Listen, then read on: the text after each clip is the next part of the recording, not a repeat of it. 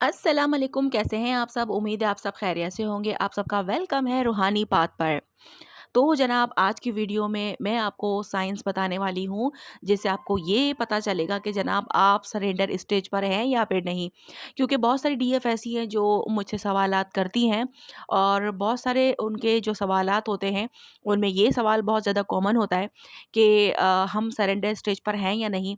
मेरे साथ ऐसा हो रहा है, मैं ऐसा कर रही हूँ, तो क्या मैं सरेंडर स्टेज पर हूँ? तो मतलब आज मैं वो कुछ जो इम्पोर्टेंट साइन है, वो मैं आप लोगों से शेयर कर रही हूँ। अगर वो आपके साथ हो रहे हैं, ठीक है, तो बिल्कुल आप सरेंडर स्टेज पर हैं। ट्विन फ्लेम जर्नी में डीएफ का सरेंडर स्टेज सबसे इंटेंस और लाइफ चेंजिंग फेज होता है। ये वो पॉइंट होता है जहां डीएफ थक कर गिव अप नहीं करती, बल्कि समझकर कंट्रोल छोड़ देती है। वो ये एक्सेप्ट कर लेती है कि किसी को फोर्स करके प्यार, कमिटमेंट या यूनियन हासिल नहीं किया जा सकता। इस स्टेज पर डीएफ के अंदर से पूरा प्रोस्पेक्टिव जो है वो चेंज हो जाता है। पहले डीएम उसकी दुनिया होता था, लेकिन अब वो अपनी दुनिया खुद बनाने लगती है। सरेंडर का मतलब दूर हो जाना नहीं होता, बल्कि अंदर से सिक्योर हो जाना है। बहुत सी डीएफ इस स्टेज पर साइलेंटली एंटर करती हैं, बिना किसी अनाउंसमेंट के, लेकिन उनकी एनर्जी कम्प्लीटली चेंज हो जाती है। मैं आपको डिटेल में अच्छे तरीके से साइन बताती हूँ, ताकि आप लोग जो है वो समझ पाएँ कि आप लोग जो है सरेंडर स्टेज पर हैं या फिर नहीं, या फिर इनमें से कितने साइन आपके साथ मैच करे हैं, ये भी आपको पता चल जाएगा। सबसे पहला साइन है चेज़ की एनर्जी बिल्कुल ख़त्म हो जाना, ठीक है? पहले डीएफ के दिन का फ़ोकस डीएम होता था। क्या मैसेज आया? क्या रिप्लाई आया? कब ऑनलाइन था? क्या फ़ील करता होगा? ये सब उसकी इमोशनल रूटीन का पार्ट होता था। लेकिन सरेंडर स्टेज पर ये पैटर्न धीरे-धीरे ब्रेक हो जाता है। अब डीएफ को डीएम की एक्टिविटी चेक करने की ज़रूरत महसूस नहीं होती। वो अपनी एनर्जी वापस ले लेती है। उसे लगता है कि जो कनेक्शन रियल है, वो नेचुरली उस तक वापस आएगा। अब उसके अंदर डिस्परेशन नहीं होती, बल्कि डिग्निटी होती है। ये स्टेज बहुत साइलेंट होती है। बाहर से लगता है कि सब नॉर्मल है, लेकिन अंदर से डीएफ ने चेज़ करना परमानेंटली छोड़ दिया होता है। नंबर 2 साइन है पेन को रेज़िस्ट करने के बजाय एक्सेप्ट कर लेना।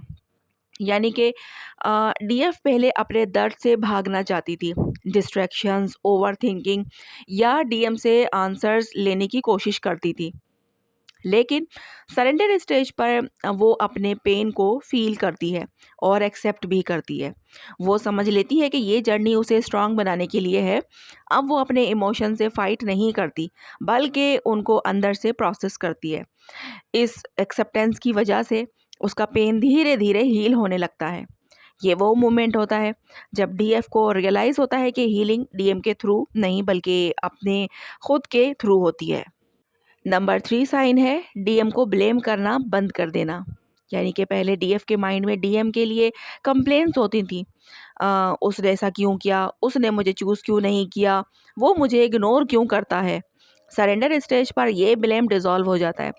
डीएफ समझ जाती है कि हर सोल अपने फियर्स और कार्मिक लेसन से गुजर रही होती है। अब वो डीएम को विलन नहीं समझती, वो सिचुएशन को न्यूट्रल नज़र से देखना स्टार्ट करती है। इससे उसके अंदर का इमोशनल बर्डन हल्का हो जाता है। नंबर 4 साइन है इनर साइलेंस डेवलप हो जाना। जब पहले डीएफ अपने माइंड में हज़ारों सवाल लेकर घूमती थी, लेकिन सरेंडर स्टेज पर उसके माइंड में धीरे-धीरे कोई सवाल नहीं रहता। वो हर चीज़ का आंसर फ़ौरन नहीं चाहती। वो अननोन को एक्सेप्ट करना सीख लेती है। इस साइलेंट के साथ एक अजीब-सा सुकून अटैच होता है, जिसमें वो अपने प्रेज़ेंस फ़ील करती है। ये साइलेंस डिप्रेशन नहीं, बल्कि इनर बैलेंस होता है। साइन नंबर 5 सेल्फ वर्थ का स्ट्रांग हो जाना। सरेंडर का सबसे स्ट्रांग साइन ये होता है कि डीएफ अपनी वैल्यू समझ लेती है। अब वो किसी से वैलिडेशन नहीं मांगती। उसे पता होता है कि अगर कोई उसकी लाइफ में रहेगा तो रिस्पेक्ट के साथ रहेगा, अगर नहीं रहेगा तो वो भी टूटेगी नहीं। ये कॉन्फिडेंस लाउड नहीं होता, बल्कि काम होता है। इस स्टेज पर डीएफ किसी को लॉस करने से ज़्यादा अपने आप को लॉस करने से डरती है। नंबर 6 साइन डीएम के लिए अनकंडीशनल प्यार, लेकिन अटैचमेंट कम। यानी कि डीएफ का प्यार ख़त्म नहीं होता, वो अब भी डीएम को फ़ील करती है, लेकिन ऑब्सेशन कम हो जाता है।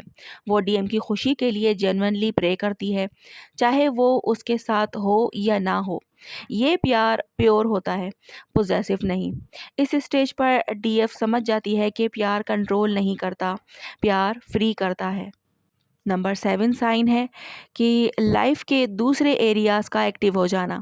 यानी कि जब डीएफ सरेंडर करती है, उसकी एनर्जी ऑटोमेटिकली लाइफ के दूसरे एरियाज़ में फ़्लो करने लगती है, जैसे कि कैरियर, क्रिएटिविटी, रिलेशनशिप्स या फिर हेल्थ। वो प्रोडक्टिव फ़ील करने लगती है। उसे लगता है कि उसकी लाइफ रुकी नहीं है, बल्कि एक्सपेंड हो रही है। ये साइन बताता है कि उसकी सोल स्टेगनेंट नहीं रही। साइन नंबर 8, डिवाइन टाइमिंग पर ट्रस्ट डेवलप हो जाना। यानी कि डीएफ को अंदर से फील होता है कि हर चीज़ एक परफेक्ट वक्त पर होती है। वो जल्दी नहीं करती, वो कंपेयर नहीं करती, वो बस फ्लो के साथ चलती है।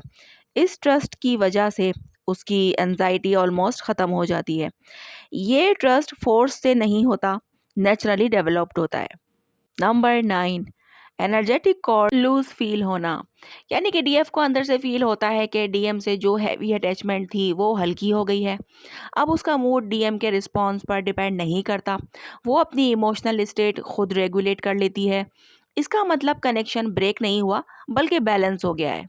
बहुत सारी डीएफ इस स्टेज में घबरा भी जाती हैं कि जब उनकी अटैचमेंट कम होती है, ठीक है? यानी कि जब उनको ऐसा लगता है कि अब डीएम की याद नहीं आ रही या फिर इतना ज़्यादा बात करने का मन नहीं कर रहा या ये वो, तो वो समझती हैं कि शायद ख़त्म हो गया कनेक्शन या फिर अब कुछ बाकी ही नहीं रहा। तो जनाब ये भी एक जो है वो सरेंडर स्टेज की एक साइन है कि हो सकता है कि आप सरेंडर स्टेज पर हो, जब भी आपके साथ ऐसा हो रहा है, तो आपने इसमें डरने की ज़रूरत नहीं होती है। क्योंकि कनेक्शन ख़त्म नहीं हुआ है, बैलेंस हुआ है, ठीक है? नंबर 10, फ़ियर ऑफ लूज़िंग डीएम का ख़त्म हो जाना। यानी कि सबसे फाइनल और पावरफुल साइन ये होता है कि डीएफ के अंदर से फ़ियर निकल जाता है। अब वो डीएम को लॉस करने से नहीं पैनिक करती। उसे लगता है कि जो उसका है, वो कभी परमानेंटली दूर नहीं जाएगा और जो नहीं है, उसे होल्ड करना बेकार है। ये स्टेट बहुत पीसफुल होती है, जहाँ से रियल यूनियन की एनर्जी स्टार्ट होती है। ठीक है जनाब, तो बात आई समझ में।